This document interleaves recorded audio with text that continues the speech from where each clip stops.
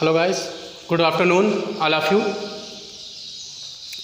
चलिए आज हम अपने विषय फिजिक्स पर आते हैं। और जैसा कि हमने कल जो चैप्टर पढ़ा था, मतलब कल जो हमने टॉपिक पढ़ी थी, मतलब वैद्युत द्विध्रुव आवेश के कारण निरक्षीय स्थिति में वैद्युत क्षेत्र की तीव्रता।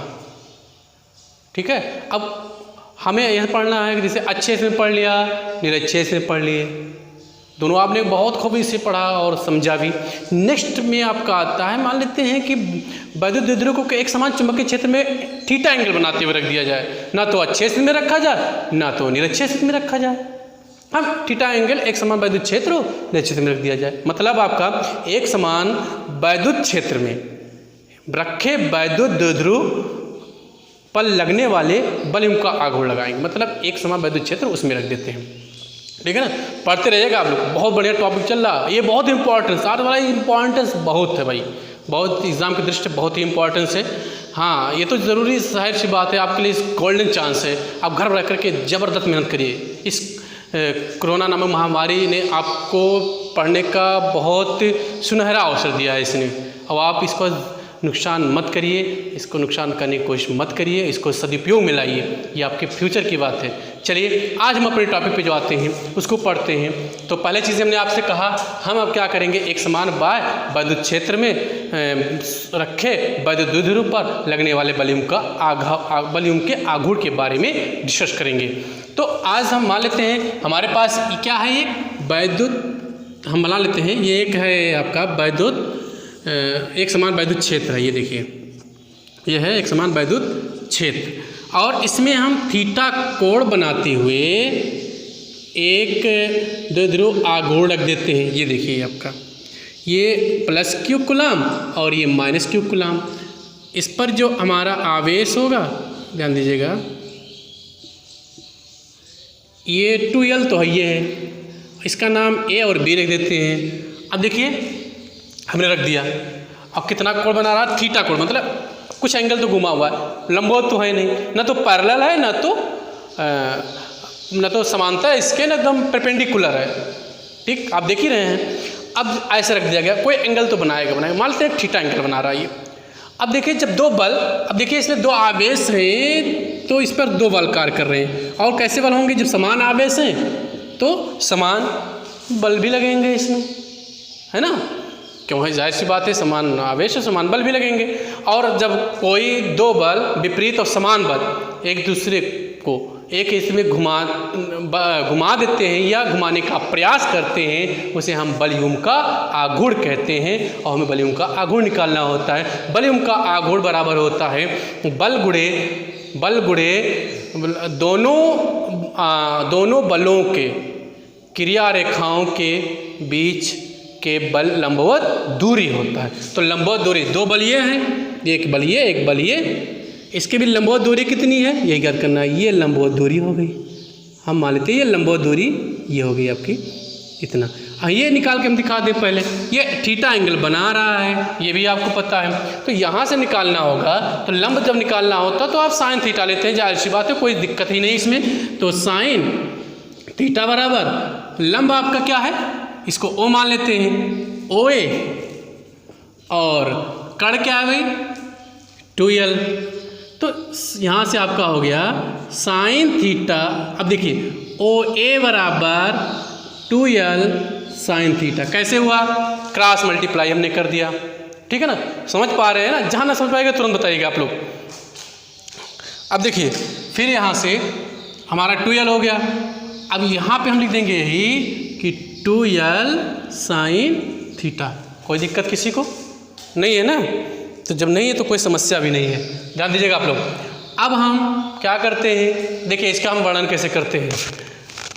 माना एक समान चुंबकीय क्षेत्र में, नहीं एक समान वैद्युत क्षेत्र में एक वैद्युत द्विध्रुव आघूर्ण प्लस क्यू, जिस पर प्लस क्यू तथा माइनस क्यू कूलम आवेश है, जिसके बीच की दूरी 2L है, एक समान चुंबकीय क्षेत्र में रखा गया है, थीटा कोण बनाते हुए रखा गया है,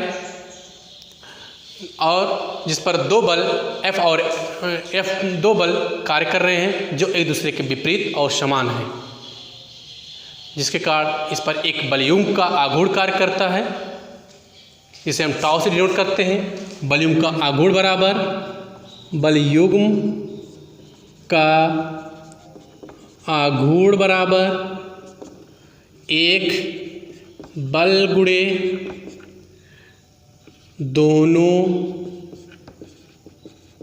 बलों के क्रिया रेखाओं के बीच की लंबवत दूरी। ठीक, इसे हम टाउ से डिनोट करते हैं। टाउ इक्वल टू एफ गुणे दोनों बलों के क्रिया रेखाओं के बीच की लंबवत दूरी कितनी है? 2l sine theta. 2l sign theta. ध्यान दीजिएगा, tau equal to 2fl sine theta. हम जानते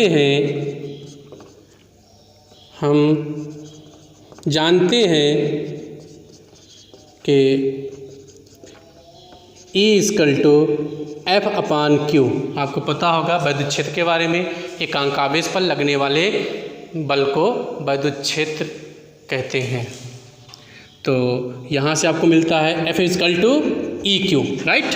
अब देखिए F की जगह पे ई क्यू रख सकते हैं। यहाँ tau equal to E Q, F की जगह पे 2e/q/l साइन थीटा। अब देखिए टाउ इक्वल टू यहाँ से PE साइन थीटा। ये आपका हो गया, ठीक है ना। कोई दिक्कत, किसी को कोई समस्या हो तो बताइए। ये हमने रख दिया। अब देखिए, अब आपको दिक्कत आ गई होगी ना कि P कहाँ से आ गया भाई, है ना। P कहाँ से आ गया? आया कहीं से नहीं भाई, आपको पता होगा कहाँ से आया। हाँ बहुत अच्छा, आप लोग बहुत अच्छा रिस्पॉन्स दे रहे हैं भाई, बहुत अच्छा। I am so happy. देखिए यहाँ से आपको लिखा P इक्वल टू क्या होता है? 2ql विद्युत द्रव्य आघूर्ण से। तो यहाँ से तो आपने ये कहा दिया, इसका मात्रा क्या होगा? न्यूटन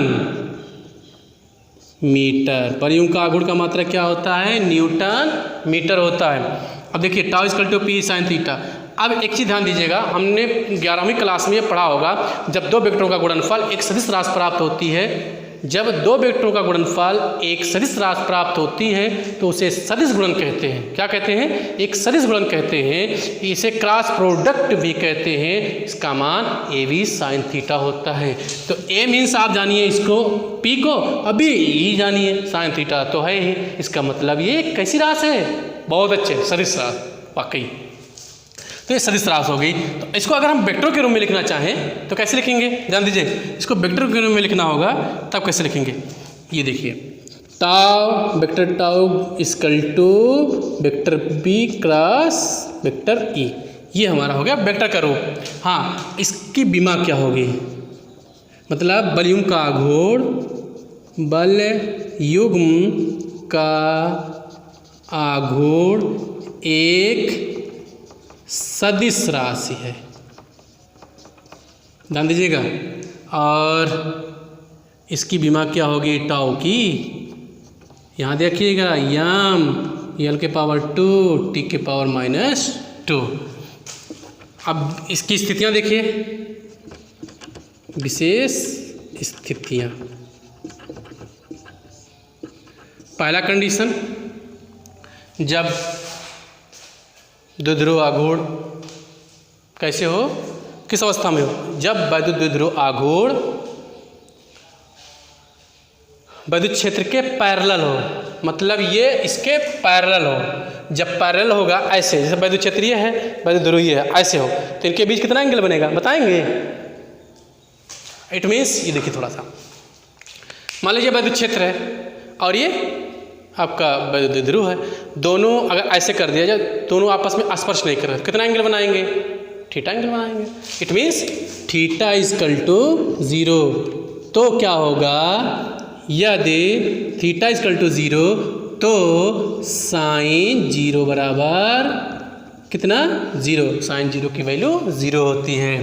तो tau equal to P sine 0, tau equal to 0, एक कंडीशन।